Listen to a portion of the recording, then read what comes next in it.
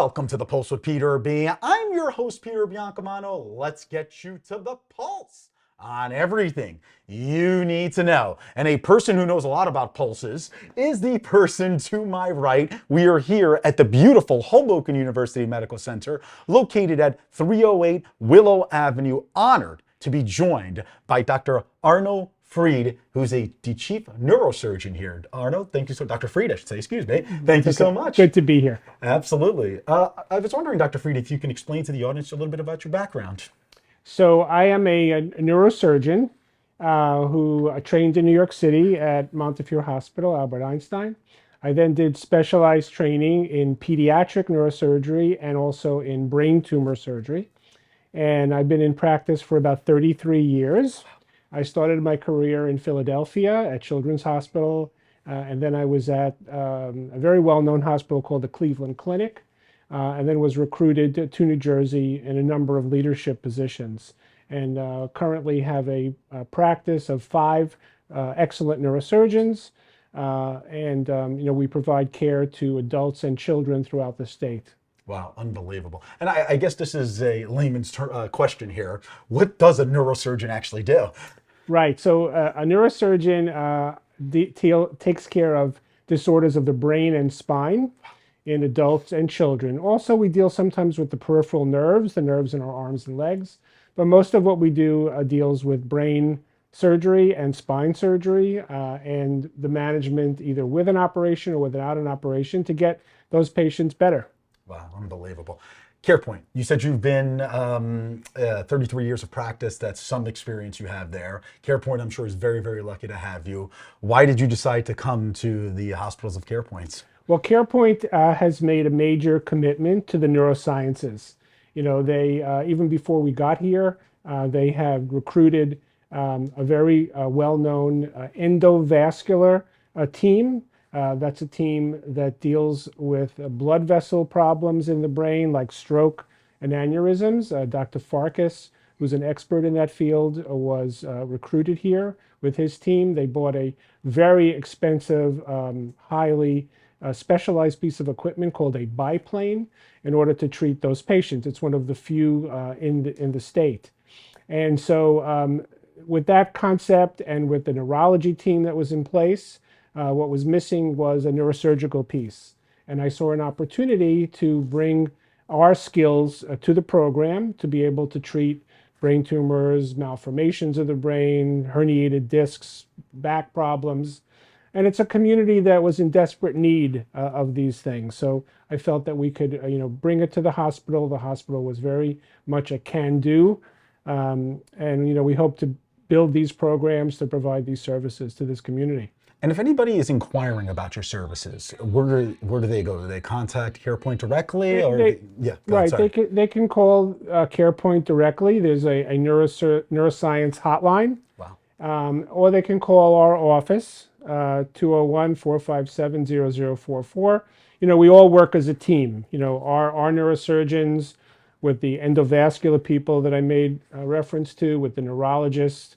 One of the good things about this program is that it is a seamless team. And, one of the nice things is that when I come to work, I have so many other specialists to collaborate with, to ask advice with.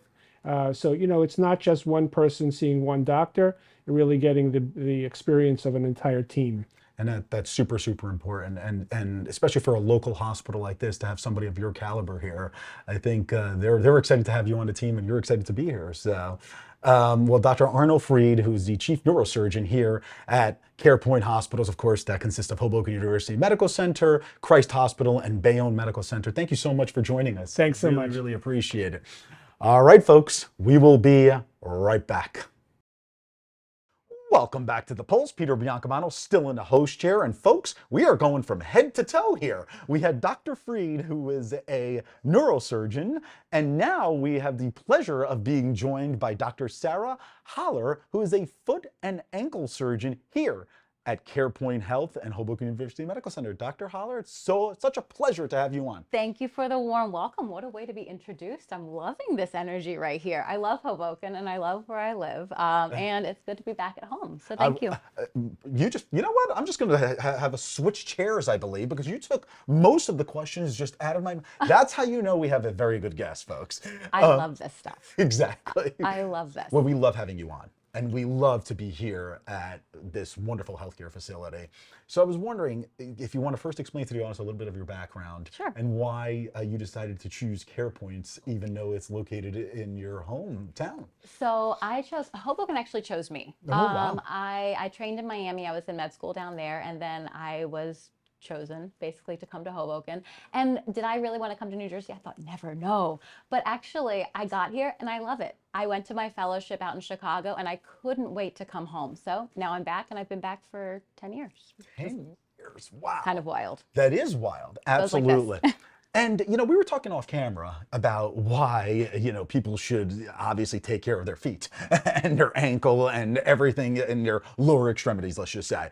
I mean, you've probably seen multiple different cases come past you after doing this for 10 years. Oh, yeah. I mean, Yeah. I was wondering, it's a two-part question. Number one, why should people really, focus on maybe any type of pain that they're having in their foot or an ankle? And, why is it important to, sorry, the follow-up question should be, why any type of personal story you have of a person you treated?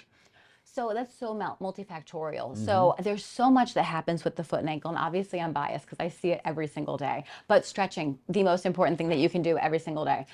People that work and live in Hoboken, like me, I walk everywhere. So it's like 2 to 3 miles a day. You should definitely be stretching. Stretch your Achilles. But foot pain, most importantly, is not normal. It is not normal. You shouldn't get off your feet at the end of the day and be aching and in pain. If you do have pain consistently, you should definitely see a provider. That's something that you can, rectify and maybe has something other underlying meaning that maybe to be eradicated. That being said, on top of that, other things, people with diabetes and issues that, are multidimensional in the sense that they have hypertension, high cholesterol, poor blood circulation. Those things are all really important and need to be treated by a medical professional because that may not present like the average bear. Exactly. I mean, you hit the nail on the head there. I mean, how many people go home and they're like, oh, I can't wait to take these shoes off. I need to get off my feet, and they're lifting up their feet and so on and so forth. That is not normal, folks. No. I mean, listen to the experts here. Unsubscribe to foot pain. Exactly. And is there a personal story that you would like to share? I'm sure you have dozens, maybe hundreds and thousands. I love this question because I think it's so important because I trained at this hospital, which I think is really special. But more importantly, I think it's really neat that I've come to become part of the nursing team and part of the staff. And they call me when their family members get injured. So it's like, oh yeah, your husband's in the ER, I'll be there. And it's like I can literally walk from my apartment, which is literally 4 blocks away, right here to the little ER. No stalking. It's so neat. It's neat that they call me and I can treat their ankle fracture, their Achilles rupture, and then you see them playing, at the sports league down the street. So it's really kind of symbolic that we've kind of come full circle. Well, that's awesome, Dr. Holler. We only have a few seconds left. If people want to utilize your services, how do they get in touch with you? Do you call the CarePoint main number, or there's somewhere else they can go? So I actually treat people here at the hospital. I'm on the 6th floor. We have a outpatient care facility where I work with my residency team. There's like 15 of us. There's a ton of us. So it's actually on the main website. The main website. That is totally easy. Yeah, oh my God, simple. You're invited back here anytime. Oh, when? Because Thanks. I know I'm a high energy guy, as you can see, and you mellowed me out, and that's very, very difficult. I love that. Well, thanks for the invite. Well, Hoboken's own Dr. Sarah Holler, a foot and ankle surgeon. You're going to want to, if you go home and you're having feet issues, you're going to definitely want to call Dr. Holler, and we got you. I love that. I love that. Thank you so much again. Thank you. Really Thanks appreciate for the it. invite. Definitely. All right, folks, we will be right back.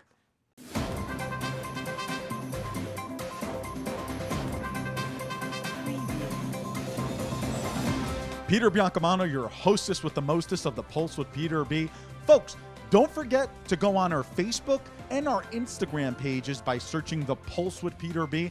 and like and follow us on each of those platforms. We're constantly updating those pages with previews of each week's segments and cool stories.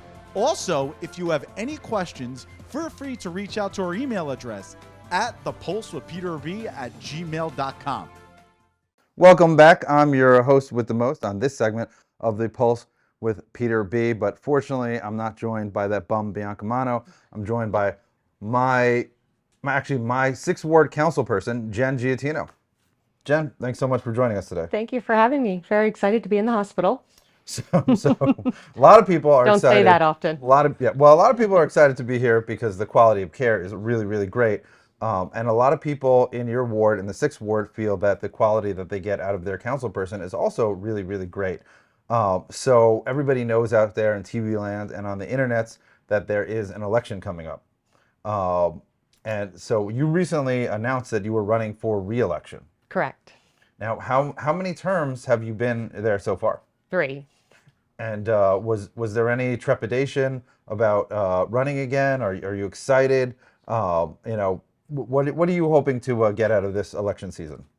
So I definitely thought about it a lot. Should I run? Should I not run? 3 terms is giving a lot to the city of Hoboken. But I thoroughly enjoy serving. So I think it's a great place for me. But at the end of the day, I think it's important that we have people on the council that, I'm not going to say are opposition, but aren't just going to go along with everything the administration says and try to find some kind of balance. And I also think it's really important that we have people on the council that really look after their residents. I believe that I am a council person who, any resident can call me and I will try to solve their problem and I will help them. A lot of council people, and no one in particular, but they spend a lot of time online. They spend a lot of time on Twitter. That's not me. I am on the streets every day trying to solve people's problems. Well, I know I've been in your ward for at least 10 years, and not a week goes by that someone from the ward says something positive about you, about a positive interaction that they've had. So I think it speaks heaps and bounds to your credit. Now, we had a recent episode where Peter and I discussed the upcoming ward elections, in which I gave my predictions, not about who I like or who I like policy-wise or don't like policy-wise, but who I think will. I'm glad I missed that one. So is Peter, because he's always asleep at the wheel. But I did predict that you are going to win, even if the Bala affiliated political camp puts up someone with the mayor's support to run against you. And as of yet, they have not. How do you feel about that? I feel like I have had a lot of difficult elections. So it would be nice to have one, and I'm not saying the opponents are not formidable people, but it would be nice to have one that doesn't have multiple people in it, possibly causing a runoff.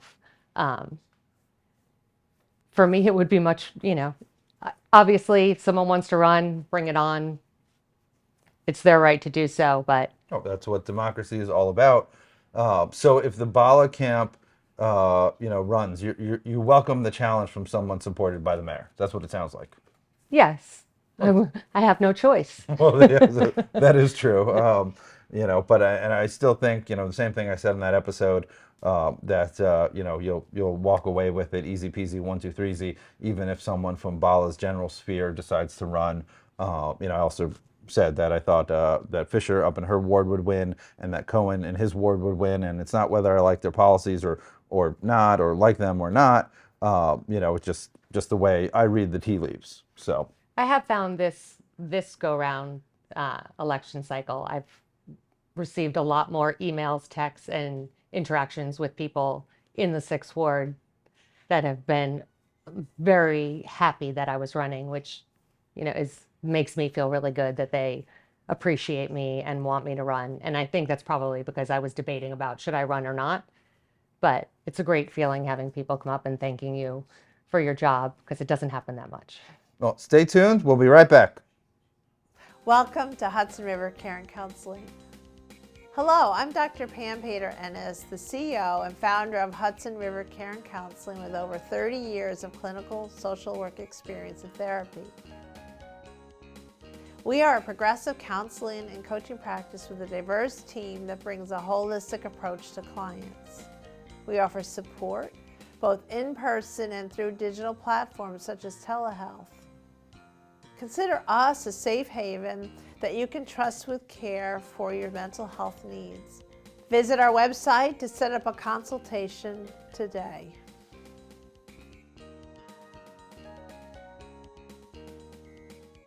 Welcome back. I'm still your host with the most, Josh Sotomayor Einstein. I'm still joined by the wonderful 6th Ward Hoboken Councilperson Jen Giattino. We were just talking about how, before you had declared, there were a lot of people that reached out and expressed their hope that you were still going to run. And I personally know that as well, because a lot of people in our ward that I bump into, that I talk to on the street, or that I'm friends with, had said, we really hope Jen runs again. She's done good stuff for the ward. So going into, I believe you said this would be, so you've been 3 terms on already. Mm-hmm. So what would you hope to accomplish for the next term? So when I first ran, something I really wanted to accomplish was the city acquiring BASF Park, the Resiliency Park. Even though it's not in the 6th Ward, I just really felt that was a game changer for Hoboken.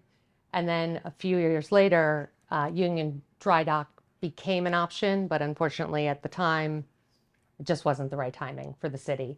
So I hope to see Union Dry Dock fully built out. I know that New York Waterway has a lease, so I don't actually foresee that happening in the next few years if everything goes through with the lease. But I really want to be part of the planning process for Union Dry Dock. Mm-hmm. Now, in your past 3 terms, what would you say is your top 2 accomplishments? My number 1 accomplishment, which is really, really broad-based, but it is the individuals that I have come in contact with that were in dire straits, and I feel I was able to navigate the system for them, and I feel like there are countless people like that. So that would be the number 1 thing, and then the number 2, I do think, would be the Resiliency Park. I fought really hard for the city to acquire that when we were acquiring the Southwest Park, and Mayor Zimmer was here. I had a long talk with her, and originally I was a no vote on the Southwest Park on using eminent domain there, and I agreed to do it as long as we pursued BASF. Now, what do you think, as time has gone on, and since you've been on 3 terms, and if you win, as I predict that you will, it'll be another 4 years. So what do you think are the differences in the ward, from when you first got involved? Church Square Park. We redid Church Square Park when I first was elected, and it's going to have another makeover now. So I feel like it's going back to the beginning. We're starting over again there. The ward itself, I think, like the community of the 6th Ward, I think is very similar today as it was when I was first elected, because we don't have that much, there is no room for development in the 6th Ward itself. Mm-hmm. So we're much smaller scale. I think it's a very intimate part of Hoboken. I always say, like, the 6th Ward's the heart of Hoboken, and I truly believe it. And there's a real benefit to being the ward council person for that long, because you know everyone. You get to know everyone. You know everyone's issues. Everyone knows who you are. Hopefully, you've sold that, and people can come to you when they need things. It's kind of like Cheers, where everybody knows your name. Yeah, exactly. Oh, very, Vote very Jen cool. again. So in our last 60 seconds, give your 30-second pitch. On why you should vote for me? Exactly. I think you should give it. Well, I'm neutral. I just predict who's going to win, but I'm not taking a side.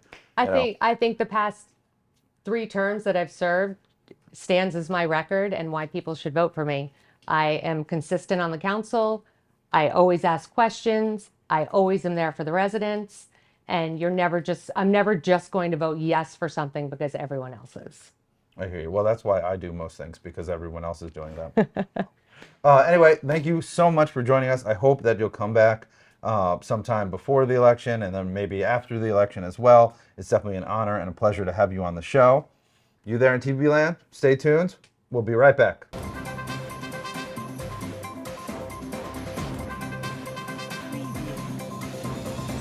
Peter Biancamano back with you.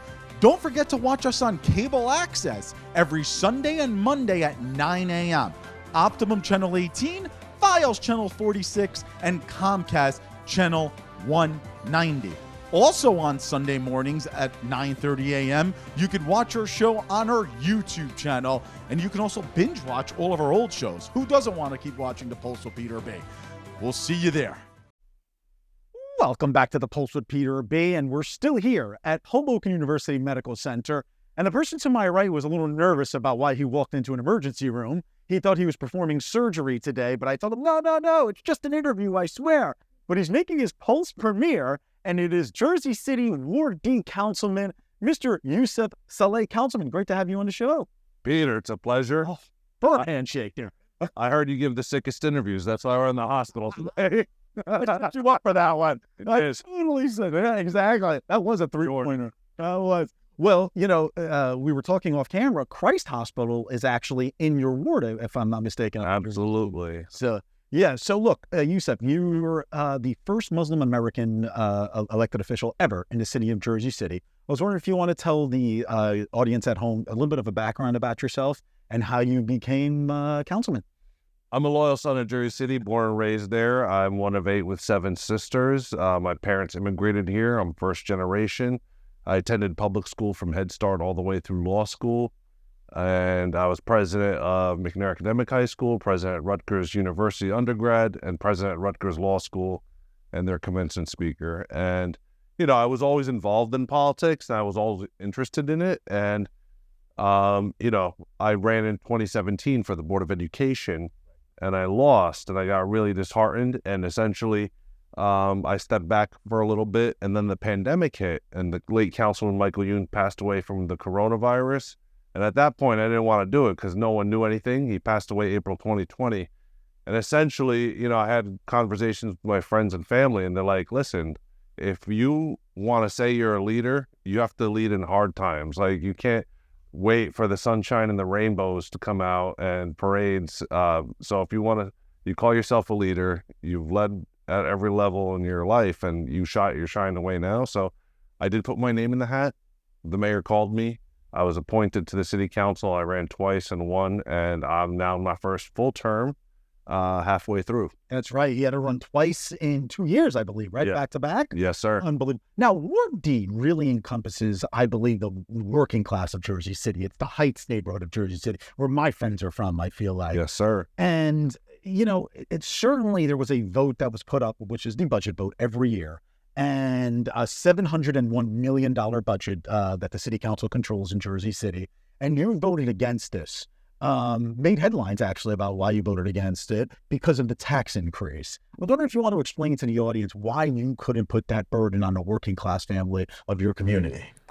I gave the community my word, and when I give my word, it is my bond. And even if no one ever remembered that I had said last year that if there was a tax increase the following year, that I would vote no on it. And I had voted for a tax increase, and it was the most painful thing I've ever had to do in my life. Despite me being a Democrat, it's not easy to do. And it was because of COVID, a lot of factors. But it was such a hard tax increase for people to stomach between that and the 2 tax increases from the Board of Education. So people's taxes went up 33%. And now you're telling me to raise it another 2%. I'm like, we got to cut the fat somewhere. But I also gave my word. And that's the most important thing, because if I don't have the trust of the people, if people can't believe what I tell them, when I tell it to them, like I shouldn't be in this industry at all. Absolutely. But when you say cut the fat, is there a specific place where you think the budget can be cut?